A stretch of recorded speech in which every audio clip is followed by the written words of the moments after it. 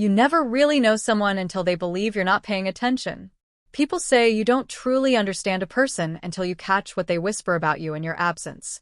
Or in my case, when they don't realize you're standing just beyond the hallway, listening quietly. Maya and I had been together nearly 2 years. We met through mutual friends at a New Year's Eve party and connected instantly. Or, at least I thought we did. She was bright, driven, magnetic, with a sharp humor that made every conversation spark. Maya worked as a marketing executive for a prestigious firm. I'm in cybersecurity, nothing flashy, but it pays well, and I genuinely enjoy it. Our bond seemed steady. We moved in after 8 months, not out of haste but compatibility. We even had a practical arrangement, an open device policy. It wasn't about snooping. We shared passwords, synced our calendars to the same cloud, backed up photos, streamed under one login. Convenience, not control. And because Maya wasn't especially tech-savvy, I often handled her devices, updates, storage, retrieving deleted pictures. Small gestures, but my way of supporting her. Then came the night that changed everything. Last month, we went to a housewarming at her friend Rachel's new condo downtown. Good food, flowing drinks, and the usual crowd of Maya's friends, faces I mostly recognized but didn't know deeply. 2 hours in, I stepped onto the balcony to take a call from my brother. When I hung up and headed back inside, I heard Maya's voice from the kitchen, light, playful, but her words froze me in place. He's sweet. Yeah, but God, he's so boring sometimes. Same routine, work, gym, dinner, bed, repeat. A few of her friends stood around the island, giggling over margaritas. I stayed just out of sight, but close enough to catch everything. Is the sex at least good? One asked with a drunken laugh. It's fine, Maya said. Nothing like what I had with Brandon, but he tries. Brandon? Her ex. The one she'd called a mistake, she was glad to leave behind. Another voice asked, So, why are you still with him then? Maya's answer, because he's stable, pays the bills, fixes my tech stuff, doesn't ask questions. Basically, he's safe. Laughter rippled, hers included. And then the blade. Honestly, I'd cheat if I knew I'd get away with it. Hell, maybe I already am. The laughter swelled again, except for me. I walked into the kitchen, calm and steady. Heads turned. The noise died to silence. Keys, I said, hand out. Maya had driven us there, but she was far from sober. Babe, I was just joking, she stammered, eyes wide. You know how dumb I get when I drink. I didn't answer, just kept my hand out. She eventually passed me the keys. The drive home was wordless. Maya tried to explain, to spin it, but my replies were clipped. The damage was done. At home, she broke down crying, swearing she hadn't meant it, blaming drunk talk. I told her we'd discuss it in the morning when she was sober. She looked relieved, maybe thinking she could patch it up. She fell asleep quickly. I didn't sleep at all. Here's what most don't know about me. I don't explode. I don't yell. I don't act rashly. I collect information, analyze it, then decide. The next morning, hungover and apologetic, she smiled as I played the part of the understanding boyfriend, made her breakfast, handed her Advil.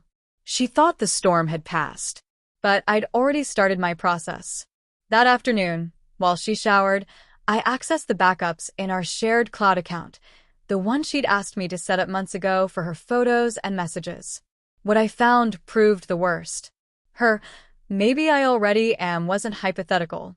Maya wasn't just emotionally unfaithful. She was physically cheating with 2 men. One was Jordan, a coworker she'd mentioned casually at dinner. Their messages revealed hotel meetups disguised as client meetings. The other was Brandon, the ex. Their texts were even more explicit, more emotional. I read weeks of messages, late-night photos, location pings, even jokes about how trusting I was. I didn't need spyware. Didn't need hacking. It was all right there in our shared backup. Over the next few days, I compiled everything, screenshots, messages, GPS logs, backed up with timestamps. I reviewed our lease, noting the month-to-month clause allowing either of us to terminate with 30 days' notice. Called the landlord, arranged to take over solo. Kept it vague. Then I waited. Thursday came. Maya said she'd be working late, her usual Hyatt rendezvous with Jordan. I left work early, packed her belongings neatly into boxes, labeled them, stored them in the spare room. On the counter, I left a formal notice of cohabitation termination, a 30-day move-out timeline, and a check for her share of next month's rent. At 8:47 p.m., she called. "Why is my stuff packed? What's this letter? What's going on?" "Check your email," I said and hung up. In her inbox, screenshots of her conversations with Jordan and Brandon, photos, location logs, all legally obtained. My email was short. "Not so clueless after all. You have 30 days to vacate. I'll stay with a friend until the weekend. Handle logistics via email only." That night my phone lit up calls, texts. By morning, 37 missed calls, 50 unread messages. I blocked her. 2 days later, Rachel appeared at my door furious. "What the hell is wrong with you? Maya is a mess. You had no right to invade her privacy." I opened my laptop, showed her a few of the cleaner exchanges, nothing graphic, just enough. Rachel's face went pale. "Did you know?" I asked. "Yes." "No," she whispered. "Then maybe stop defending her until you know who she is." Word spread quickly. Some friends sided with her, saying I'd gone too far. Others privately said they respected me. Maya tried everything: anger, tears, threats of lawsuits. A lawyer told her she had no case. I'd accessed data from a shared account and followed proper move-out procedures. 2 weeks later, she emailed, "I made a mistake. Everyone deserves a second chance." I replied once, "Some mistakes are permanent. Some people don't get second chances." That was the last message I sent her.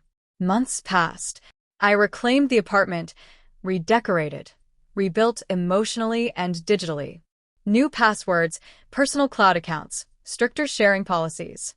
Once bitten, twice encrypted. Strangely, Rachel, the friend who'd stormed in, later apologized. Over coffee, she admitted Maya had a pattern, but she'd stayed silent out of loyalty. "Loyalty is a virtue," I told her, "but only when it's mutual. Otherwise, it's just enabling." Some still think I was harsh, that I should have confronted Maya, offered closure, forgiven a one-time lapse. But this wasn't a slip. It was sustained deception. That's a choice. And I chose to leave. The monitoring app, I deleted it the day she left. Not from guilt, you don't, but because I'll never let it get that far again. If I ever hear another partner joke about cheating, I won't need evidence. I'll already know. Because in the end, knowledge isn't just power. It's protection.